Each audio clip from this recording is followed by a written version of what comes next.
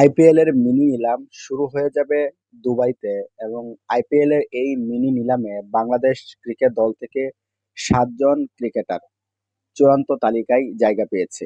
এখন এই চূড়ান্ত তালিকা থেকে বাংলাদেশের এই 7 ক্রিকেটারদের মধ্যে কে দল পাবে বা কয়জন ক্রিকেটার এবারের আইপিএল এ খেলতে পারবে, খেলার সুযোগ পাবে, সেটাই এখন দেখার বিষয়।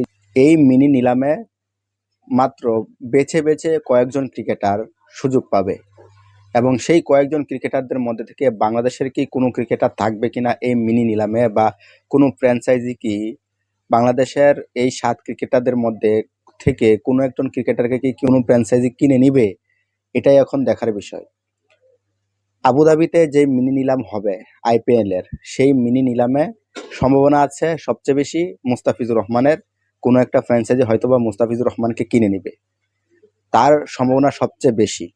আর বাকি 6 জন ক্রিকেটারদের মধ্যে রিশাদ হোসেন আছে, রাকিবুল আছে, তানজিম হাসান সাকিব আছে।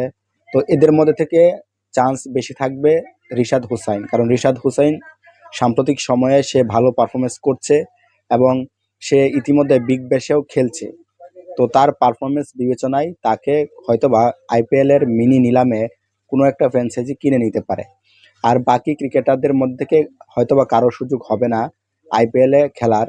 তো এই 2 ক্রিকেটার সম্ভাবনা আছে, এই 2 ক্রিকেটার তারা এবারের আইপিএল খেলবে এবং কোনো কোনো ফ্র্যাঞ্চাইজি হয়তোবা মুস্তাফিজকে কিনে নিবে, না হয় রিশাদ হোসেনকে কিনে নিবে, সম্ভাবনা আছে। আর বাকি ক্রিকেটারদের ক্ষেত্রে সম্ভাবনা নেই বললেই চলে, কারণ সাকিব আল হাসান আইপিএল খেলতো, তবে সাম্প্রতিক সময়ে সাকিব আল হাসান আইপিএল এ খেলছেন না এবং যে মিনি নিলামের চূড়ান্ত তালিকা, সেই চূড়ান্ত তালিকায় সাকিব আল হাসানের নাম নেই, যার কারণে সাকিব আল হাসানের খেলা অনিশ্চিত।